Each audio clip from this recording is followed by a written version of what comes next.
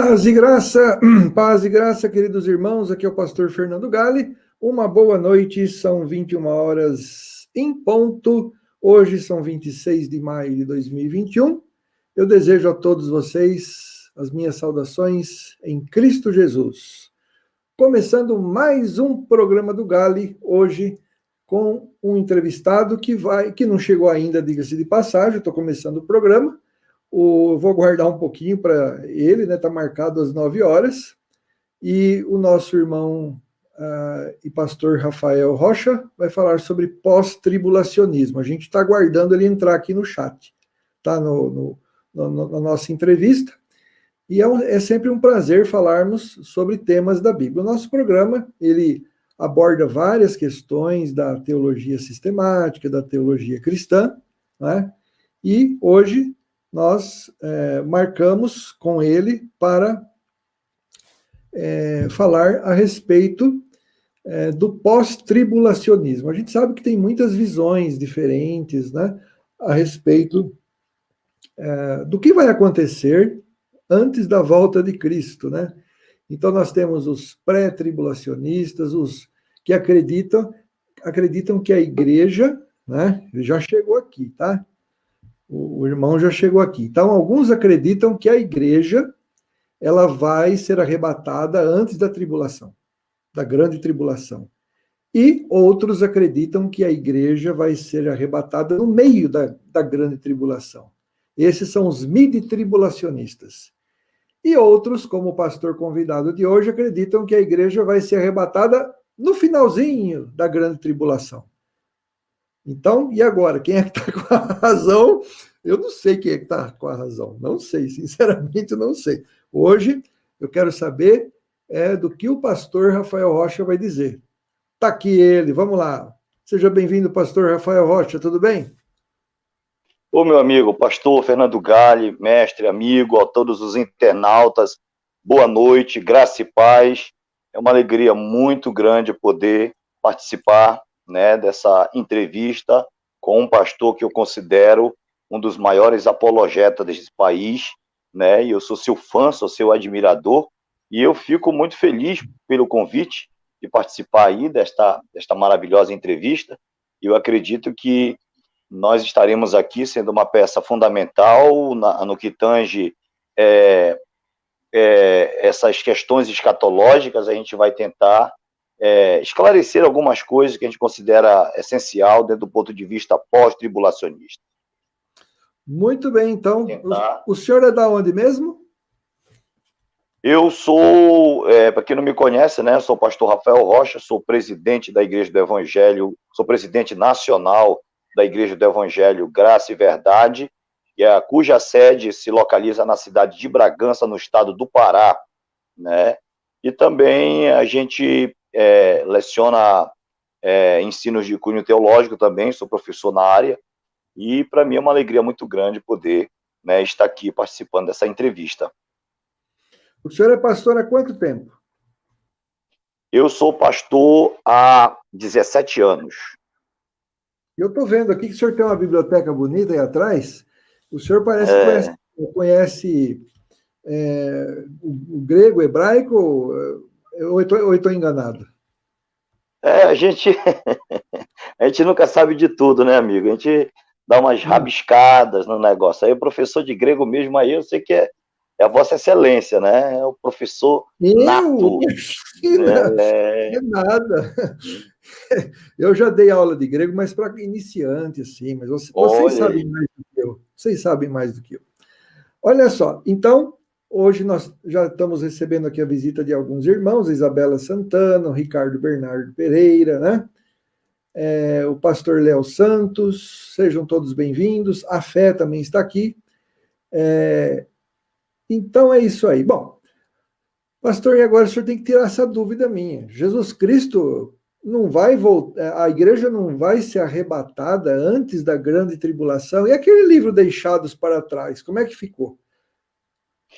Aquele livro ele foi produzido dentro de uma perspectiva de Steven Spielberg, né? Foi uma criação assim muito posterior do que de fato se trata a corrente mais bíblica que eu considero dentro das questões escatológicas, que é o pós-tribulacionismo.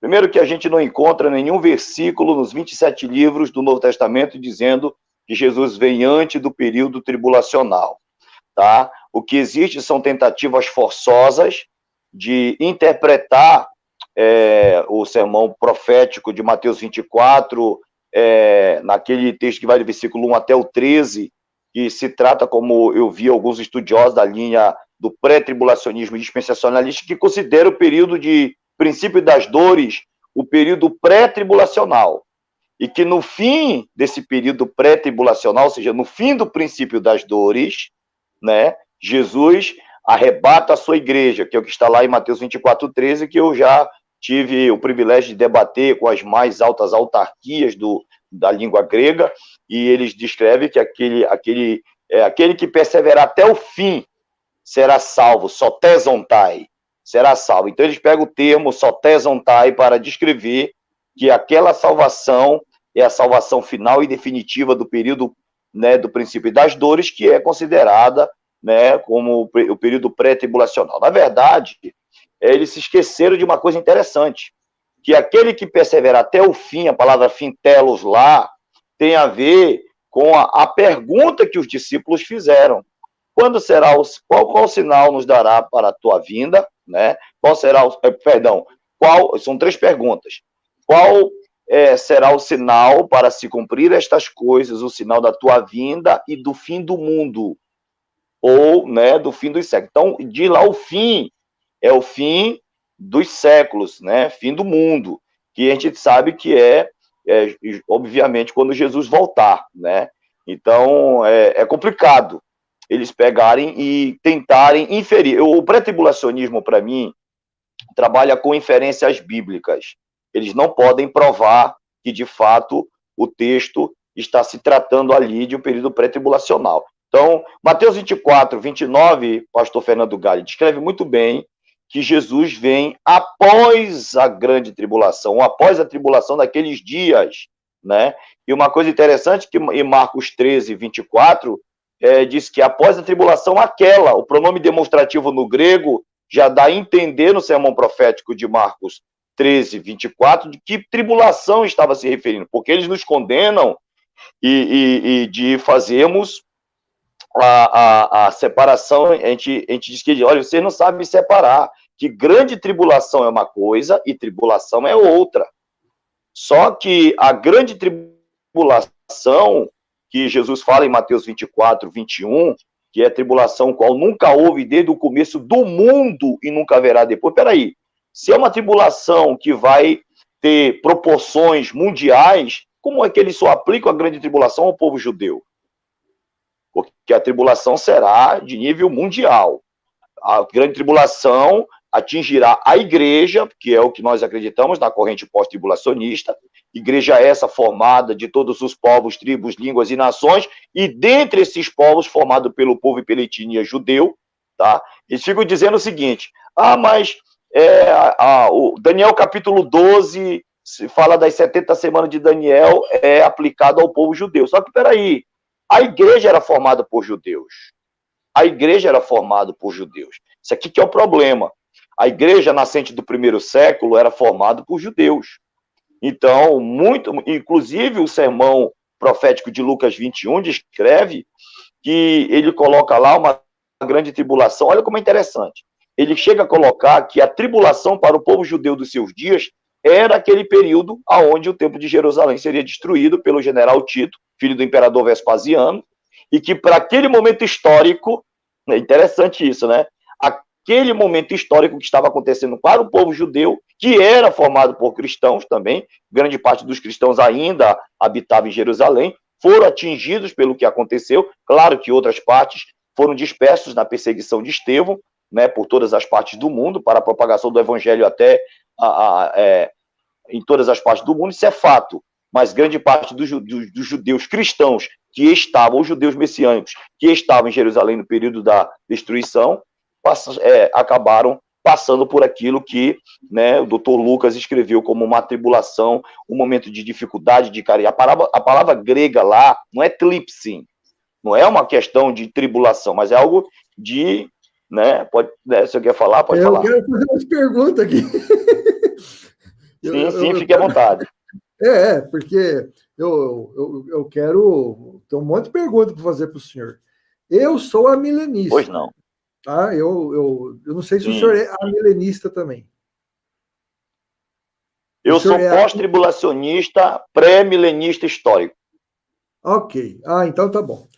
Então, deixa eu fazer uma pergunta para o senhor. Vamos lá. Alguns pré-tribulacionistas, eles dizem o seguinte, espera um pouquinho. Quando Jerusalém foi invadida, primeiro ela foi invadida no ano 66. Então, Jesus havia dito, quando virdes a coisa repugnante que causa destruição, fugi para os montes. Então, os cristãos fogem para os montes e os judeus sofrem a tribulação lá em Jerusalém.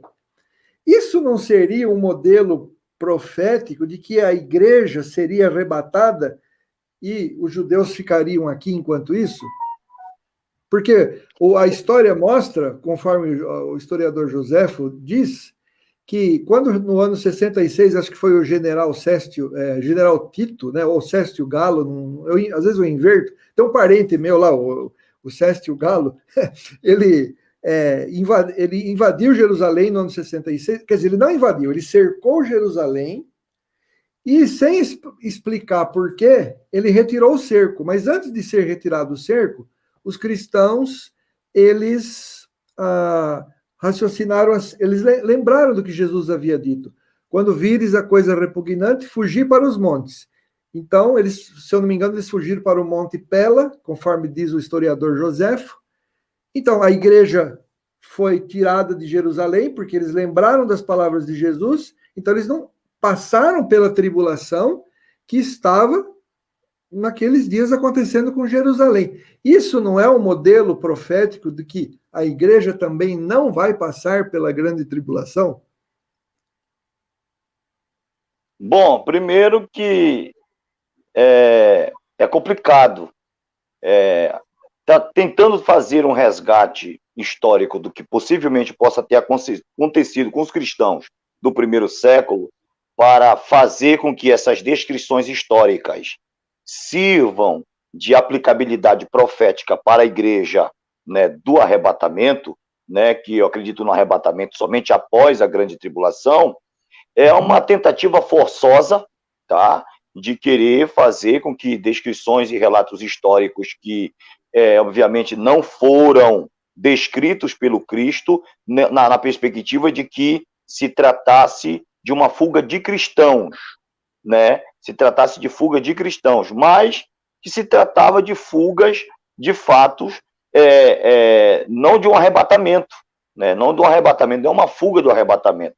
O arrebatamento, na verdade, não é uma fuga, tá? O arrebatamento, na verdade, é o encontro da igreja, formado por judeus e gentios, tá? Com Cristo nos ares. Uma coisa que eu gostaria de pontuar é que Cristo não vai arrebatar a igreja para o céu, mas para os ares. Acredita-se que muitos rabinos acreditam, baseado no livro do profeta Isaías, que haveria um arrebatamento do povo de Deus para o reino do Messias no milênio, baseado nas profecias messiânicas, que o povo seria arrebatado. Obviamente que é isso que também nós pós-tribulacionismos acreditamos, tá? Eu vou dizer por quê. A igreja será arrebatada depois que você vê que Apocalipse 19 diz que Jesus ele vai voltar, ele vai destruir o anticristo e o falso profeta, vai lançar os dois vivos no lago de fogo, serão condenados antes do juízo do grande trono branco, e só após esta vinda e após esta vitória, né, Cristo irá ressuscitar, porque aí haverá a primeira ressurreição, só irá ocorrer respeitando as questões cronológicas só após a vinda de Cristo, baseada em Apocalipse 19. E os mortos em Cristo ressuscitarão para participar da primeira ressurreição, e os vivos serão transformados ao encontro de Cristo nos ares para entrar no milênio. Para entrar no milênio. Aí, talvez, os pré-tribulacionistas geralmente me fazem a seguinte indagação. Mas, e as bodas do Cordeiro de Apocalipse 19, que descreve lá que é no céu?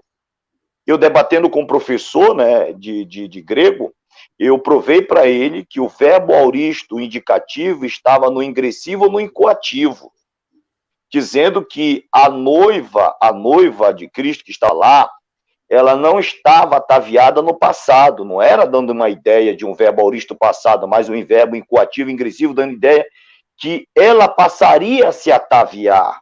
Não é que ela já estava ataviada, ela passaria a se ataviar no capítulo 19, porque o que João está vendo ali é um cântico, né? Um cântico profético. Veja que o Apocalipse se trata com algumas revelações. João, ele tem algumas revelações proféticas e, ao mesmo tempo, ele tem visões do cumprimento cabal e concreto daquelas visões proféticas que ele mesmo estava tendo. Ele tem visões, por exemplo, da Guerra do Armagedon em capítulos anteriores. Mas depois ele vê a Guerra do Armagedon se cumprindo em capítulos posteriores. A mesma coisa ocorre no que tange essas bodas do Cordeiro. Primeiro, a palavra basileiosin, no grego, dá a ideia de que Deus passaria a reinar no novo céu e numa nova terra. Porque a gente não trabalha com textos desconectados, a gente trabalha que, num dado momento, Deus passaria a reinar, como de fato ele reinaria no novo céu e numa nova terra. Por quê? Porque o reino milenar de Cristo, de 1000 anos, né? O reino milenar, baseado em 1 Coríntios 15, é o reino onde Cristo vai organizar todas as coisas. Ele precisa organizar o reino para devolver ao Pai.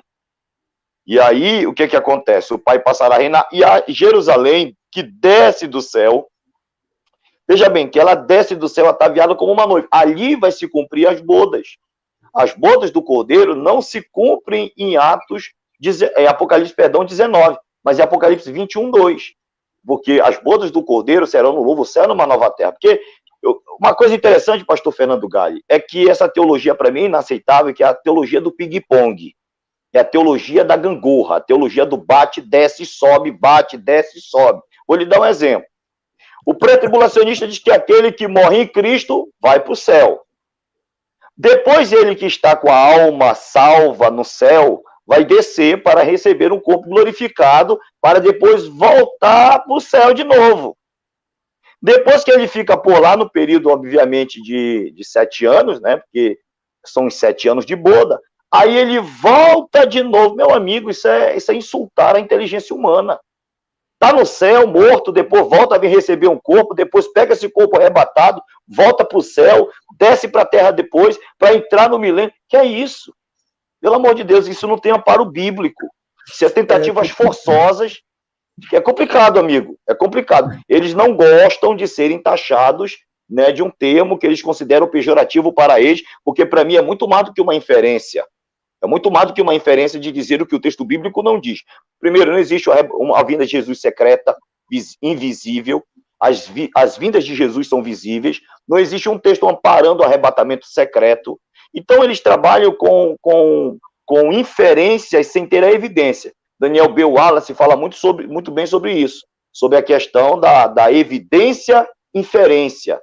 Você só pode inferir se você tiver a capacidade de provar com a evidência bíblica. E eles não têm essas evidências para provar isso aí. É complicado, pastor. Eu sei. Então, quer dizer, no movimento pré-tribulacionista, eles são arrebatados, depois eles voltam para receber um corpo glorificado, aí eles sobem para ficar um tempo lá no céu, depois voltam aqui para a terra. E do seu jeito, como é que... Porque o milênio vai ser na Terra. Você há de convir comigo que o milênio vai ser na Terra. Então é um negócio de, eu morro em Cristo, minha alma vai para o céu. Aí depois, a minha alma desce com Cristo. Amigo, isso aqui é complicado. Para receber um corpo. Para receber um corpo glorificado.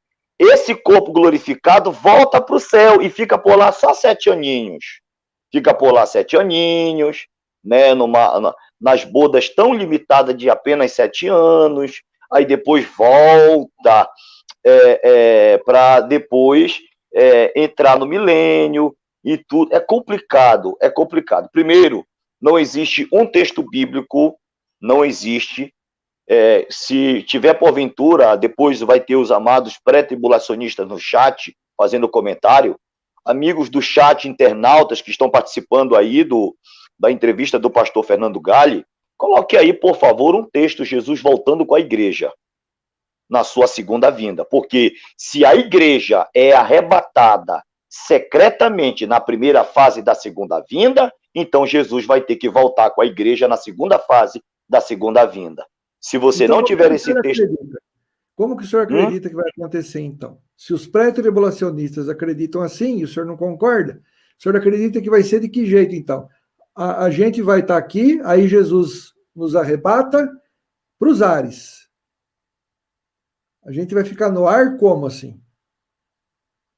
Bom, a gente, para falar um pouco sobre arrebatamento, né? Arrebatamento é a tirada de alguém de um lugar para o outro com força, né? Uhum. A palavra arpazo dá essa ideia em toda a escritura, né?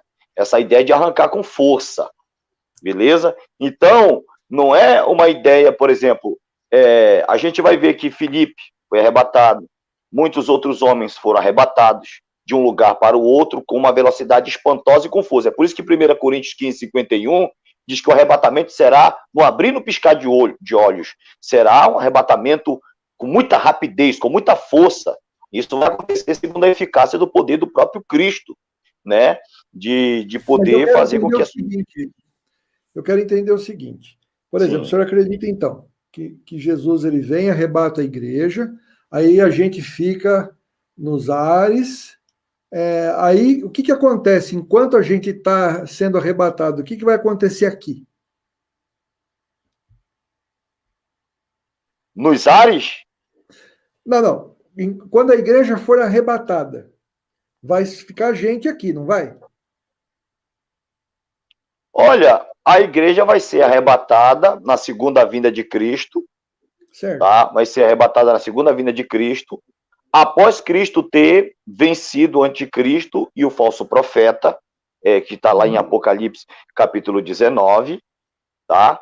E essa igreja arrebatada para entrar no milênio, vai entrar no milênio com os sobreviventes da grande tribulação, porque haverá sobreviventes. Por que esses sobreviventes da grande tribulação não foram arrebatados? Esses sobreviventes da grande tribulação, eles não foram arrebatados, por quê?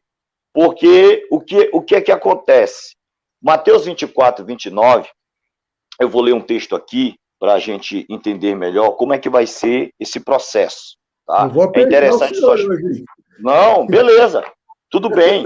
Mateus 24:29 é muito bacana, muito interessante, diz assim: logo em seguida, a tribulação daqueles dias, o sol escurecerá, a lua não dará sua claridade, as estrelas cairão do firmamento e os poderes do céu serão abalados. Então aparecerá o sinal do Filho do Homem, né? Todos os povos da terra se lamentarão e verão o Filho do Homem vindo sobre as nuvens do céu com poder e muita glória. Então, muita glória. Todos os povos da terra se lamentarão e verão o Filho do Homem vindo sobre as nuvens do céu com poder e muita glória. Ele enviará os seus anjos com grande clangor de trombeta, os quais reunirão seus escolhidos, os eclectos.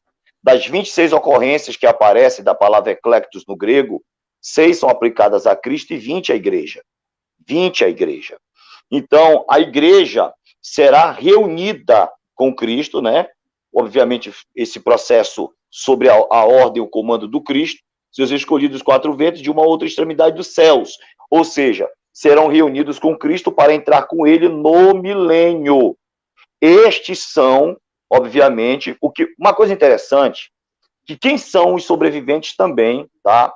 É só uma coisa aqui para a gente entender. Paulo, lá em 2 Tessalonicenses 4, versículo 17, diz: e nós, os vivos para a vinda do Senhor, então vai ter sobreviventes, tá? Vai ter sobreviventes do período do milênio, que estarão vivos na vinda de Cristo, não só os mortos, haverá uma grande parte de mártires no período tribulacional, que está lá em Apocalipse 7, se há de convir comigo. Quem são estes que vêm? Estes são que vêm do período da grande tribulação e tal. Então, haverá os mortos em Cristo, mas nem todos morrerão. Paulo deixou isso muito claro lá em 1 Coríntios 15. Nem todos dormiremos, mas transformados seremos todos. E que são esses que não dormirão, que estarão vivos? Serão os que vão ser arrebatados também com Cristo para entrar no milênio. Você está entendendo? Espera um pouquinho, então. Vamos lá que eu quero entender isso aí. Ó, então Cristo vai arrebatar a igreja, certo? Sim. Os que ficaram aqui e que vão entrar no milênio, eles vão estar com o corpo glorificado ou não? Eles precisam estar com o corpo glorificado para ser arrebatado com Cristo nos ares para entrar no milênio. Não, mas os que estão aqui na Terra, eu estou falando, que vão entrar no milênio, esses sobreviventes, que vão... porque a igreja é arrebatada, mas vai ter gente, segundo o seu ponto de vista, que vai estar aqui na Terra e vai entrar no milênio, e não foi arrebatado. Esse pessoal é salvo, e se são salvos, por que não foram glorificados? É isso que eu quero saber. Bom, uma coisa interessante é que a gente, quando analisa esse fato que, por algum motivo soberano de Deus, ele permitirá que os sobreviventes do período da grande tribulação entrarão no milênio. Isso a Escritura diz que haverá sobreviventes e que entrarão no milênio. Mas a Bíblia não explica por que estes sobreviventes do período tribulacional também não foram arrebatados com Cristo para entrar. Agora, claro que o entrevistado aqui sou eu, né? A pergunta está sendo feita para mim, mas os 144 mil não serão arrebatados juntamente com a igreja? A minha visão é outra. Eu sou milenista, eu penso diferente, sim, né? Sim, então, sim. Aí é um assunto para debate esse. Mas o que eu penso é assim, essas pessoas que entram no milênio são consideradas salvas ou não? As que sobreviveram o período tribulacional e tiveram o privilégio de entrar no milênio, estes que entrarão no milênio serão crivados também. Haverá um outro crivo no milênio. No milênio ainda haverá morte. No milênio, o Satanás ficará preso por 1000 anos para que estes sobreviventes do milênio possam ser orientados sob o governo do Messias e daqueles que estavam sentados no trono, os quais foram dados o poder de julgar. Que, obviamente, se trata da igreja, que vai julgar todos os povos, né, como disse Paulo em 1 Coríntios 6. Não sabemos que nós vamos de julgar o mundo, né, e os anjos. Então, a igreja estará com Cristo governando o mundo. No entanto, após esse milênio, Satanás será solto para seduzir. Vai haver ainda um processo, um crivo final no milênio. Você está entendendo? E aqueles que, obviamente, forem seduzidos após, né, o milênio, pelo engano de Satanás, que ele será solto do poço do abismo, e aí farão guerra, diz o texto que farão guerra ao Cristo. Esses, obviamente, que abandonaram o Cristo no estado de apostasia plena, eles serão, obviamente, mortos por Cristo. Eles participarão da segunda ressurreição para serem julgados conforme suas obras no juízo do grande trono branco. Deu para entender? É assim que eu entendo. Eles vão seduzir a igreja também ou não? Não. A igreja está com Cristo, a igreja está com Cristo organizando todas as coisas para definitivamente chegar ao ponto de devolver o reino a Deus. É o que diz lá em 1 Coríntios 15. Cristo vai reinar, mas vai devolver o reino ao Pai.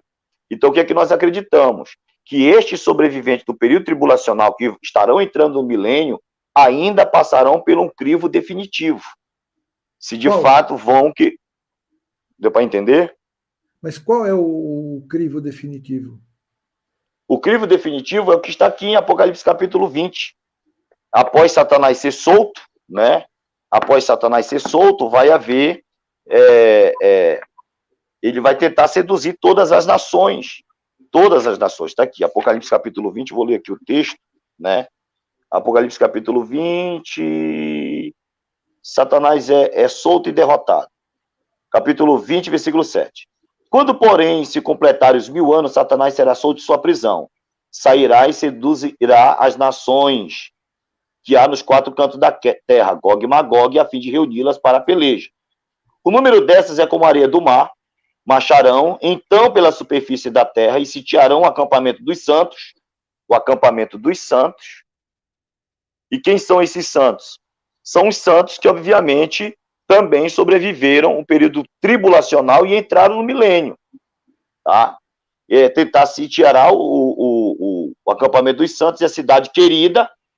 Desceu, porém, fogo do céu e os consumiu. O diabo sedutor deles foi lançado para dentro do lago de fogo e enxofre, onde já se encontra não só a besta, como também o falso profeta, e serão atormentados de dia e de noite pelos séculos dos séculos. Após esse período aqui, é que vai entrar o juiz do grande trono branco para julgar aqueles que se deixaram seduzir por Satanás. Você está entendendo? Que eu acredito ser justamente esses que passarão pelo crivo final do milênio. Tá. Então, deixa eu ver se eu estou entendendo aqui. Estão até comentando aqui. Serão 3 arrebatamentos. O primeiro é da igreja, antes da grande tribulação. O segundo vai ser... Os 144 mil vão ser arrebatados ou não? Na sua visão? Os 144 mil vão ser arrebatados juntamente com a igreja no período pós-tribulacional. Por quê? Porque são os 144 mil que levarão o evangelho para todo mundo, o evangelho do reino para todo mundo, para vir o fim. Os 144 mil serão um grupo aonde, de fato, será assim um grupo maravilhoso que levará o evangelho do reino para todo mundo para que o fim venha. Porque quando Jesus vier para estabelecer, para aplicar o fim, os 144 mil junto com a igreja vão ser arrebatados. E outra, estão comentando aí que vai ter 3 arrebatamentos, um pré-tribulacional, isso já é inferência, porque não existe um texto dizendo que Jesus vai arrebatar a igreja antes da grande tribulação. Mateus 24, 29 está escrito. O tema da entrevista é o seguinte: o pós-tribulacionismo é bíblico? É bíblico. Por que é bíblico? Porque Mateus 24, 29 diz que Jesus vem após a grande tribulação. E será uma vinda pública, visível. E ele enviará os anjos com rigo clangor de trombeta, os quais reunirão seus escolhidos dos 4 cantos da terra. Ali haverá, ainda que não tenha a palavra harpazo, lá em Mateus 24, 29 ao 31, né? Porque a palavra arrebatamento é uma palavra propriamente paulina, está lá em 1 Tessalonicenses 4, mas uma coisa interessante, e se depois alguém do chat quiser ter o meu contato e entrar comigo, eu vou mandar um link de um ícone pré-tribulacionista, dispensacionalista, que está na mídia nacional hoje, tá? Que é o que está ganhando dinheiro, trazendo ensino aí, não vou citar nomes, mas ele afirmou em um vídeo que o arrebatamento de 1 Tessalonicenses 4 é a vinda pública de Jesus. Ora, ele disse que aquele arrebatamento se trata de uma vinda visível e pública de Jesus, era o único texto que eles tinham para poder defender o pré-tribulacionismo. Aí, amigo, ele fez uma roleta russa com cebala no tambor, e aonde ele apertou o teco, os miolos caíram para o chão. Você está entendendo? É complicado. Porque o único texto que ele tinha, e o cara é respeitadíssimo teólogo pré-tribulacionista, dispensacionalista. E ele deu um tiro na cabeça. E ainda foi capaz de dizer que o arrebatamento secreto estava no sermão profético de Mateus 24. Então, eles mesmos fazem uma salada de fruta e eles mesmos não dão conta de engolir esse angu de caroço. Esse que é o problema. Então, é complicado, pastor Fernando Galli. Beleza? Agora a questão, o senhor tem uma visão, né? O senhor é milenista, eu sou pré-milenista, histórico e tal, eu tenho uma visão um pouco diferenciada do senhor, porque o senhor fez uma pergunta dentro da sua linha, né? Uma pergunta assim, daquela mesmo para arrancar toco. Mas eu vou fazer outra agora. Vem cá, veja, eu também acredito que a igreja vai passar pela grande tribulação. Isso aí eu também acredito, porque eu sou todo amilenista. O amilenista ele acredita que nós já estamos no milênio.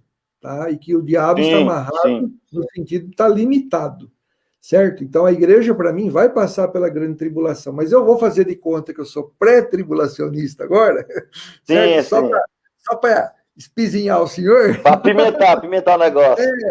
Então, é o seguinte, como que a igreja não vai passar pela grande tribulação se os capítulos 4 de Apocalipse até o 21, que só fala de tribulação, de coisa Sim. ruim que vai acontecer, não fala uma vez da palavra igreja? Oh, primeiro, é... primeiro, que o livro do Apocalipse não foi um livro propriamente escrito para judeus, mas para a igreja. Essa aqui é a primeira refutação de uma pergunta aí de um suposto pré-tribulacionista, né? Ele está assumindo a posição.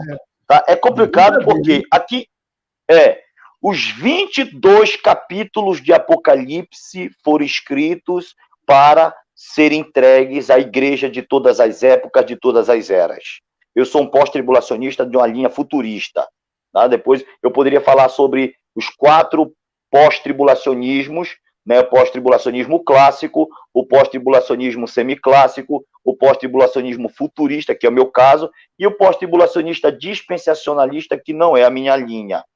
Mas eu vou ler aqui Apocalipse capítulo... Já vou perguntar sobre isso, pode esperar. Aí, o capítulo 22, o versículo 5 diz, o capítulo 22 de Apocalipse, versículo de número 16, diz assim, ó, isso já no final do livro do Apocalipse. O texto inteiro foi escrito para a igreja e no final, no capítulo 22, que é o último capítulo de Apocalipse, versículo 16, diz assim, eu, Jesus, enviei meu anjo para testificar estas coisas às igrejas. Que é isso? Quer dizer que o relato dos 22 capítulos do livro do Apocalipse, que é o único livro profético do Novo Testamento, o relato inteiro foi escrito para a igreja. Por que para a igreja?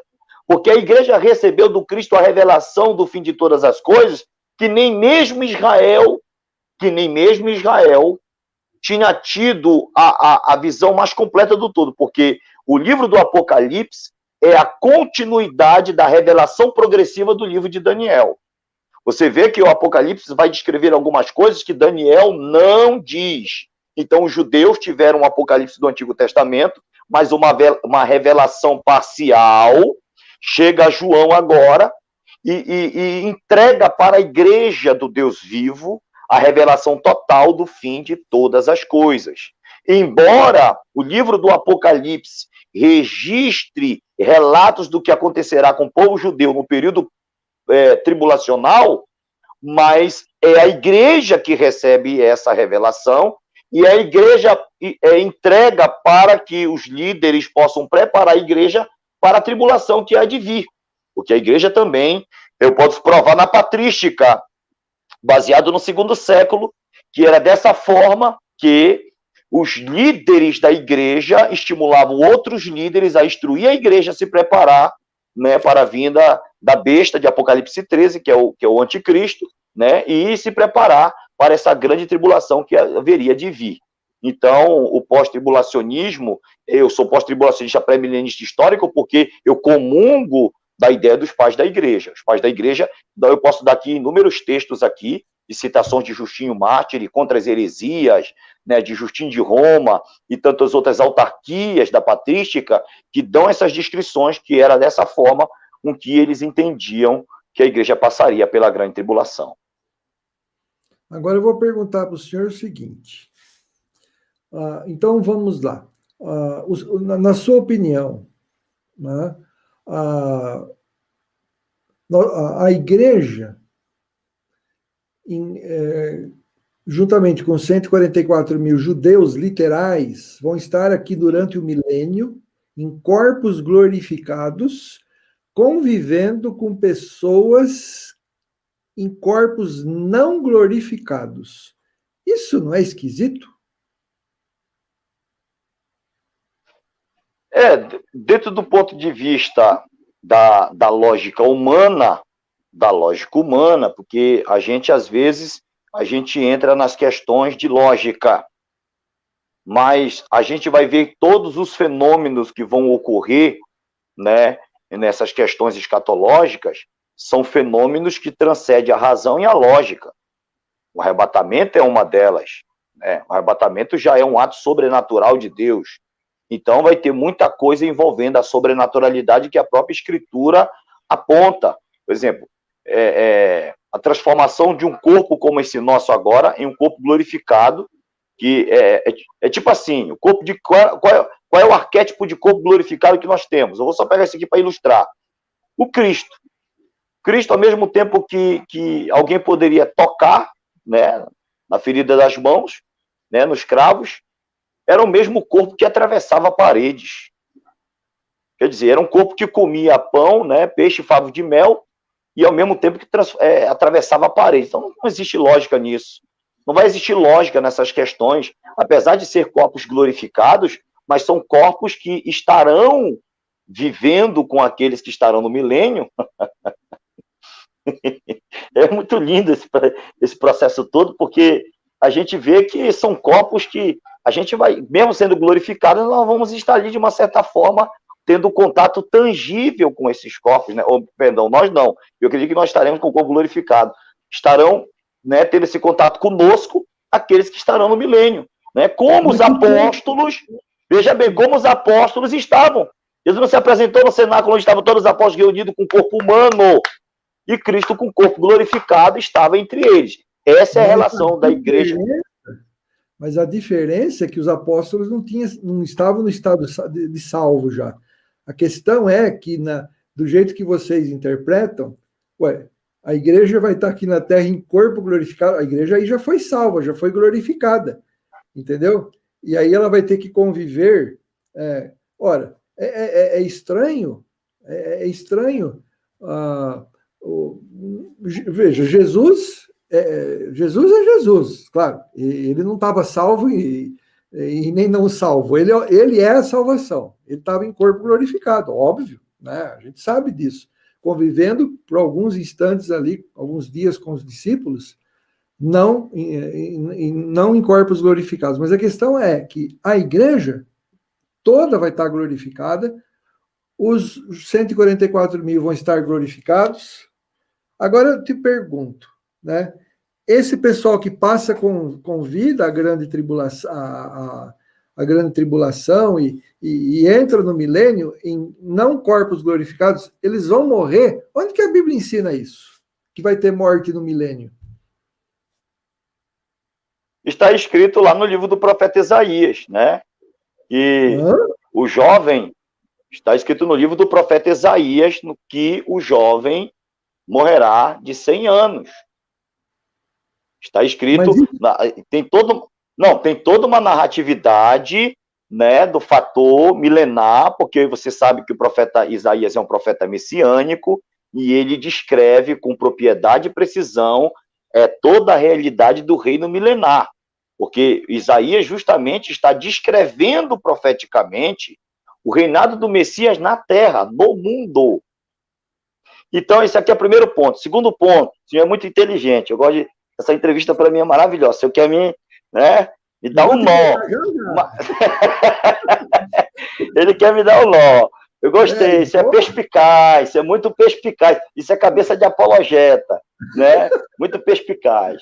Então, por exemplo, agora o senhor falou que Cristo estava com os apóstolos, mas eles não eram salvos. Ora, muito antes da crucificação, Jesus já havia dito, segundo o relato de João 13, né? Que disse, vocês já estão limpos.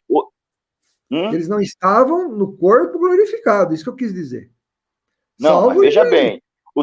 Olha aí a pergunta que o senhor fez. Como é que a igreja com corpo glorificado estaria se relacionando com pessoas sobreviventes do período tribulacional vivas no milênio? E eu lhe respondi da mesma forma como Cristo no corpo glorificado se relacionava com os apóstolos salvos. Primeiro, lá no Evangelho de Marcos e de Lucas, escreve que estavam alegres porque tinham expulsado demônios. Jesus disse, olha, não vos alegreis porque os demônios se submetem, tanto porque o vosso nome está escrito no livro da vida, no livro da vida, escrito nos céus, nos rolos dos céus. Ou seja, ele já estava dizendo que estava entre eles homens dos quais ele já viu. Isso é calvinista. O senhor é calvinista. Eram homens salvos. Agora vai entrar um negócio aqui, né? Eu vou usar o calvinismo contra um calvinista. Eu tenho uma perspicácia meia violenta. Então, Jesus com o corpo glorificado, falando com homens salvos com corpo ainda não glorificado. Então, se me disser que esses homens irão provar da salvação no milênio, mesmo não tendo corpo glorificado, sobrevindo à grande tribulação, sim. E a igreja com corpo glorificado tem que, né, governar com Cristo para conduzir esses povos sobrevivendo do período tribulacional à salvação definitiva que Cristo quer dar. Aí se cumpre aí se cumpre Mateus 24:13, que diz assim: aquele que perseverar até o fim. A palavra fim é a consumação dos séculos, é o fim do milênio. Aquele que perseverar até o fim do milênio será salvo, sotesontai. E essa salvação é definitiva no fim do milênio, e não no fim do período do princípio das dores, como os meninos aí pré-tribulacionistas acabam dizendo. Não, o fim lá é o fim do milênio, amigo. Para poder desfrutarem da salvação total e absoluta no novo céu, numa nova terra, aonde, né, Cristo, né, se entregará a Deus e todos nós seremos, né, um em Deus e Deus tudo em todos. Então, é assim que eu creio. Então... Mas, pastor, me diga onde é que a Bíblia fala. Porque o senhor está citando aquela passagem de Isaías, né, que fala que a criança morrer, o jovem, né, embora na idade de 100 anos, ele morrerá. O senhor falou que Isaías é um profeta messiânico. Claro, ele é o profeta messiânico que fala da vinda do Messias, não é? Então, veja, eu, quando leio Isaías, eu sei que ele está falando do milênio, porque para mim eu já estou no milênio. Então eu entendo de forma espiritual o que Isaías escreve. Sim, sim. É claro, porque quando Isaías escreve, ele está falando da paz que há no reino de Cristo aqui na Terra. Então, a criança brinca com a naja, a paz entre os animais, ou seja, isso é uma forma simbólica, até poética, de se predizer um período de paz. Ora, eu não estou falando besteira, por quê? Porque, em princípio, isso se cumpre no retorno do exílio. Essas profecias, por exemplo, Novo Céu e Nova Terra, começa ali. Ou seja, quando Israel volta do exílio, há um período relativamente de paz ali e prosperidade. Até nações vizinhas que oprimiam Israel acabaram até ajudando a reconstrução do templo e da cidade de Jerusalém.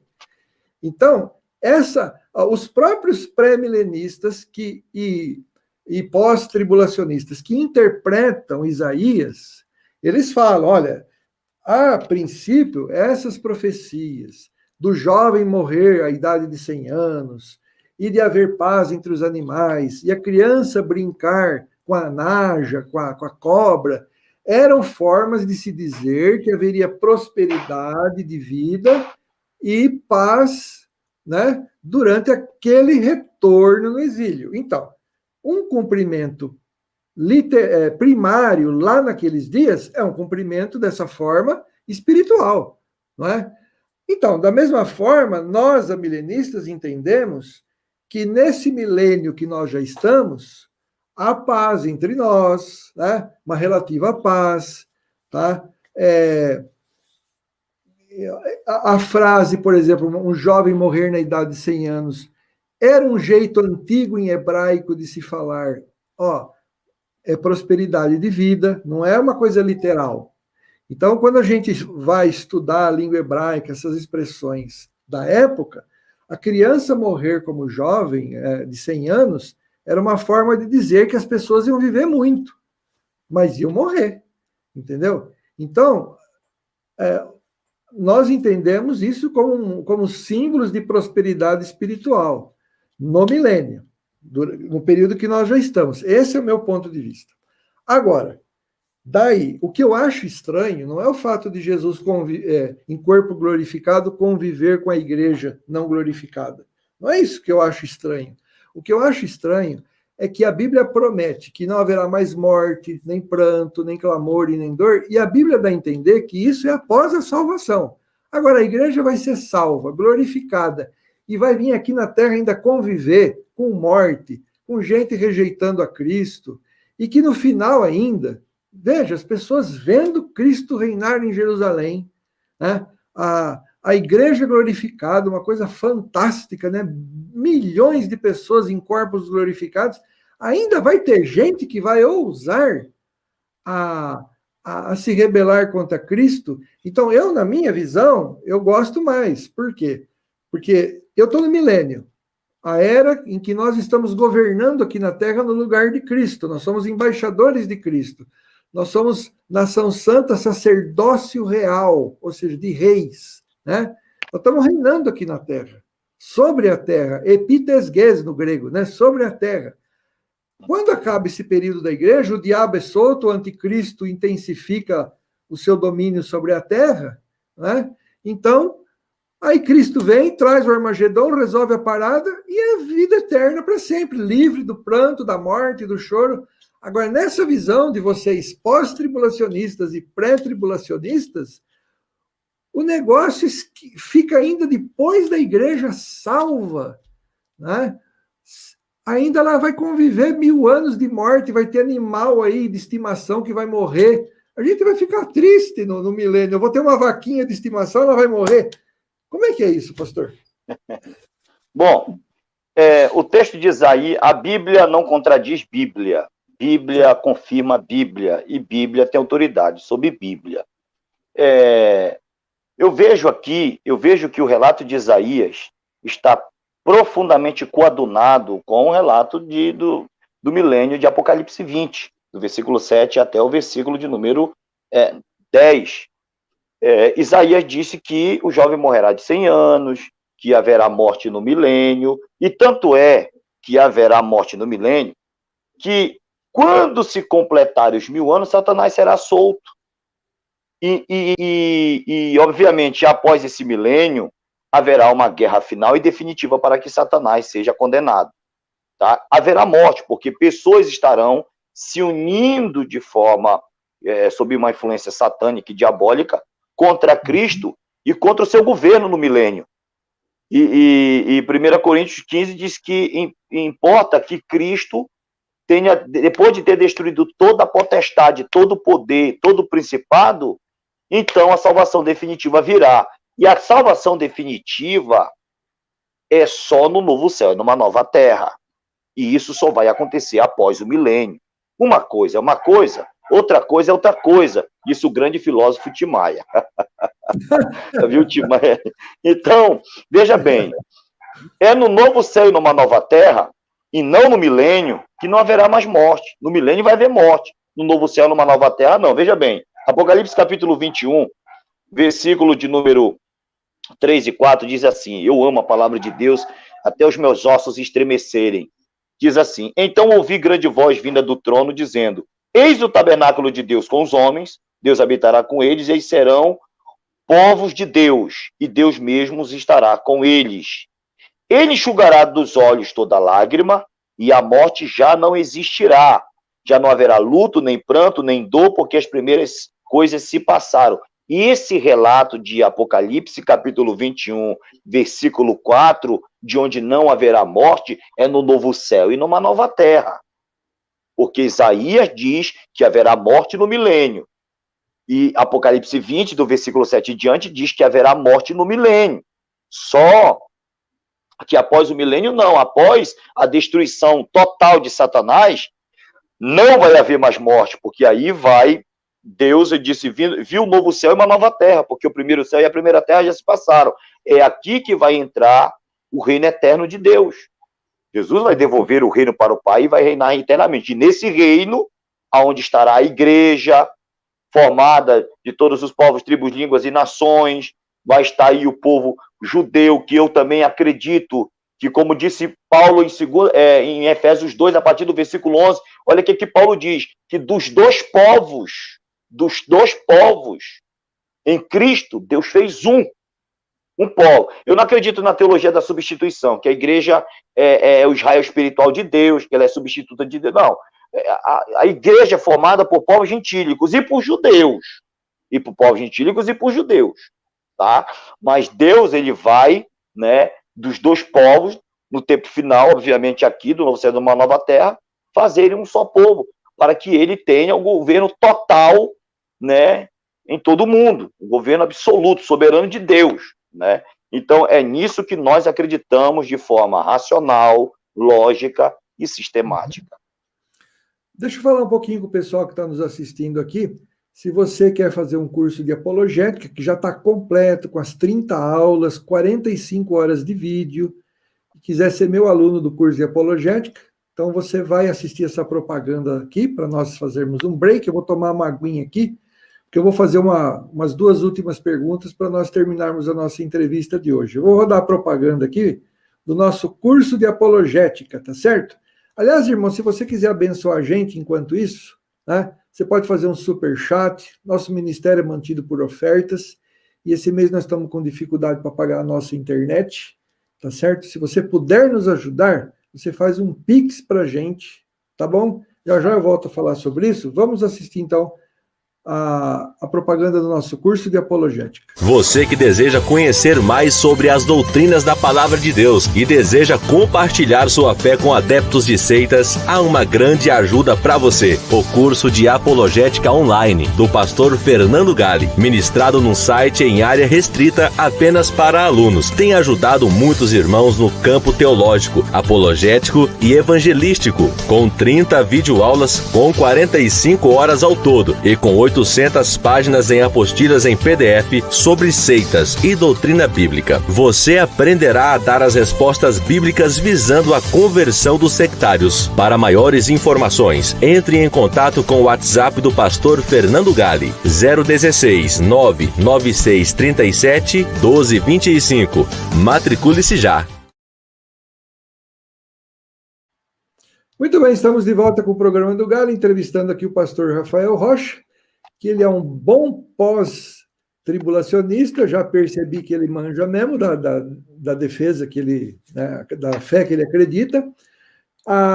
Eu vou falar para você o seguinte: se você quiser fazer um Pix para a gente, fazendo uma oferta de amor para nós, esse aqui é meu Pix. Estou colocando aqui nos comentários, 016, né, 988066165. Se você puder fazer esse Pix, R$5, R$10, entendeu?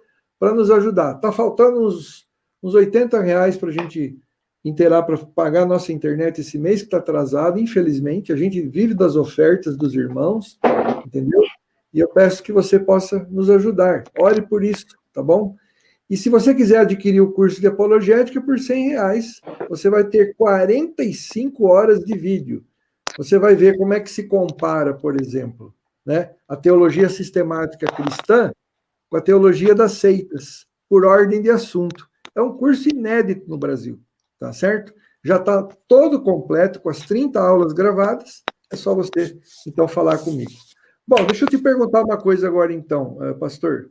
Quais são os tipos de pós-tribulacionismo que existem? O senhor falou do clássico, semiclássico, o dispensacionalista e o do senhor, que é o histórico, né? Futurista. Explica para mim as diferenças desses 4 itens aí. Bom, rapidinho. Rapidinho. O pós-tribulacionismo clássico, ele nasceu, né, se desenvolveu, foi sistematizado pelo Barton Payne, né? Ele foi aquele que desenvolveu e acreditava numa forma de pós-tribulacionismo que destoa do que eu acredito de pós-tribulacionismo. É uma vertente onde a tribulação não é somente de 7 anos, mas a igreja já vem passando pelo período da grande tribulação desde o primeiro século até os dias atuais. Então, esse tipo de pós-tribulacionismo não se coaduna muito com a minha visão de pós-tribulacionismo. O segundo pós-tribulacionismo é o pós-tribulacionismo semiclássico de Alexander Rees, né? Não sou muito, né, de inglês, mas eu acho que é Alexander Rees o nome dele. Ele acreditava também que a grande tribulação já havia ocorrido, e também destoa muito da forma bíblica e conservadora de pós-tribulacionismo. Beleza? O som... Ok. Tá tudo certo? Então, eu sou daquele pós-tribulacionismo da linha futurista, de George né, é o do LED, que ele acredita dessa forma, mas o som está baixo agora. Porque tem alguém tentando. Estão me ligando aqui numa hora um pouco indevida. Eu sou pastor de igreja, e aí toda hora me ligando, ele não sabe, né, como é que está a minha situação. Aí eu estou desligando aqui. Então, essa forma futurista. Existe outro tipo de pós-tribulacionismo dispensacionalista, né, que acredita que, de fato, Deus ele trabalhou com um plano de salvação, respeitando aí as 7 dispensações, né, nas 7 eras e tal, e é o que a gente distou. Então, existe aí esse pós-tribulacionismo clássico, que a gente não vai ter tempo mais para discorrer sobre isso, o pós-tribulacionismo semiclássico, o pós-tribulacionismo futurista, que é o meu caso dessa linha, que a gente é pós-tribulacionista futurista e pré-milenista histórico, por causa da base da patrística, né, dos pais da igreja e tal, e a gente se detém nesse fundamento. E aí o dispensacionalista, que também destoa também do pensamento da gente. Eu vou fazer uma última pergunta que tem a ver com escatologia, só para a gente, então, encerrar, né? E quero dizer a pergunta é assim, a gente está presenciando um aumento de seguidores de uma forma preterista de interpretar aquilo que a Bíblia fala que vai ser no futuro, né? E os preteristas estão dizendo que tudo já se cumpriu em Apocalipse, que as profecias de Jesus sobre o fim já se cumpriram lá em Jerusalém. O senhor acha perigoso isso para a igreja? Olha, pastor, esse tipo de escatologia é irresponsável. Eu chamo de... uma licença aqui para me explicar. Minha filha, por favor, fale com a irmã Nayara para não me ligar agora que eu estou falando aqui com o pastor aqui, por favor. Pedir aqui para minha esposa, só para que tem pessoas da igreja me ligando, senão eu não consigo falar. Bom, esse tipo de escatologia de jornal é inaceitável para mim. Eu não tenho compromisso com esse tipo de escatologia. Tá? Qualquer acontecimento midiático, jornalesco, o que está acontecendo com Israel agora, já questões proféticas e tal. Desde que Israel se tornou nação, sempre o pau quebrou, sempre teve guerra, sempre teve tentativas forçosas de domínio do que supostamente é chamado de Terra Santa, né? Então, é complicado. Eu não tenho compromisso com esse tipo de escatologia. A minha escatologia bíblica é oriunda das Escrituras e, obviamente, a gente tem que ver se realmente as coisas históricas que estão acontecendo ou que vieram acontecendo, né, em todas as épocas estão se coadunando de fato, com o que a Escritura disse que seria dentro de uma perspectiva profética. A gente sabe também, pastor Fernando Galli, que as profecias são cíclicas. Elas dão sempre um giro de 360 graus em toda a história. Por exemplo, vai cessar a oferta de sacrifício, lá em Daniel 12:11, para que, quando for tirado essas ofertas de sacrifício, então se estabelecerá a abominação da desolação, né, que foi, obviamente, posto em prática por Etíoco Epifânio. Então, a gente acredita que o anticristo também irá profanar o tempo que será reconstruído baseado em 2 Tessalonicenses 2. E eu tenho um negócio assim meio fino com relação a 2 Tessalonicenses 2:7, que diz que ainda há um que até que seja tirado. O verbo grego tirado lá é o mesmo verbo grego sinônimo que se encontra em Daniel 12:11. Que o que foi tirado de Daniel 12:11 para ser posta a abominação desoladora, porque o anticristo só será revelado quando ele profanar o templo. Aí o povo judeu saberá que ele não é o Messias dele, né? Que não é aquele líder que fez todo aquele tratado de paz, que é alguém que realmente violou o pacto, né? E aí o povo aí judeu, opa, então esse aqui não é o nosso Messias, porque profanou a nossa fé, profanou o nosso Deus e a nossa religião. Então o que tem que ser tirado é aquilo ali. Então eu sou alguém que vou investigando a escritura do hebraico, no grego, na construção gramatical dos termos, na herança teológica que a gente recebeu, para a partir daí fazer uma teologia sólida, sadia, pura. Eu não entro muito nesses embalos midiáticos, pastor. Isso para mim não faz jus a um católogo responsável. Tá muito bem. Olha, o que eu acho bonito, tanto no seu ponto de vista quanto no meu, é que nós, como cristãos, somos da mesma igreja, corpo de Cristo. E quando a gente pensa diferente assim, nós temos a alegria de poder compartilhar o que pensamos, sem sair briga, discussão, porque nós somos corpo de Cristo. Se o senhor tiver certo, eu vou junto com o senhor, né? Eu não vou deixar de ser salvo por pensar diferente nisso. E se eu tiver certo, o senhor vai ser arrebatado de uma hora para outra e vão falar para o senhor, o milênio já foi. E se eu tiver errado, eu vou falar, tá bom, errei, beleza, fazer o quê, né? Entendeu? Então, nós temos pontos de vista diferentes, por quê? Porque nós temos estudado, né, essas questões, apologética também, mas essas questões escatológicas, aguardamos com muita alegria o retorno de Cristo e o desenrolar das profecias, e estamos muito ansiosos para viver num mundo livre de Covid, doenças, guerras, terremotos e assim por diante. Então, o povo de Deus tem muitos pontos de vista, às vezes divergentes, porque eles estão interessados, né? E eu louvo a Deus por sua vida, por o senhor ser um pastor que se interessa em questões escatológicas, porque hoje está surgindo uma turma de falsos mestres que chegam até mesmo a dizer: Cristo volta para quem morre. Que coisa meiga, né? Meu Jesus. Isso é um grande absurdo. Pastor, foi um prazer estar entrevistando o senhor aqui, muito me honrou a sua participação, certo? Amém. E a gente está aí junto. Eu quero trazer o senhor mais vezes aqui para falar sobre outros tópicos da Bíblia, tá bom?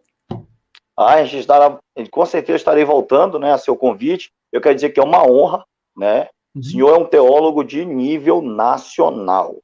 Para quem não lhe conhece, não, sim, o senhor é um teólogo hoje que presta um profundo serviço ao reino de Deus. Glória né? a Deus. E eu aprendo muito com o senhor, muito de verdade. É uma honra ser entrevistado por um teólogo da sua envergadura. Muito obrigado pela oportunidade, pastor Fernando Galli, e obrigado também a todos os seus internautas que me deram esse privilégio de mais de uma hora estar, né, ouvindo dissertar sobre isso. Tá certo, pessoal. A gente volta amanhã, às 9 horas da noite, com um especialista em doutrinas católicas, tá bom? Nosso programa amanhã é imperdível. Que Deus abençoe sua vida. Fui, tchau! Deus abençoe.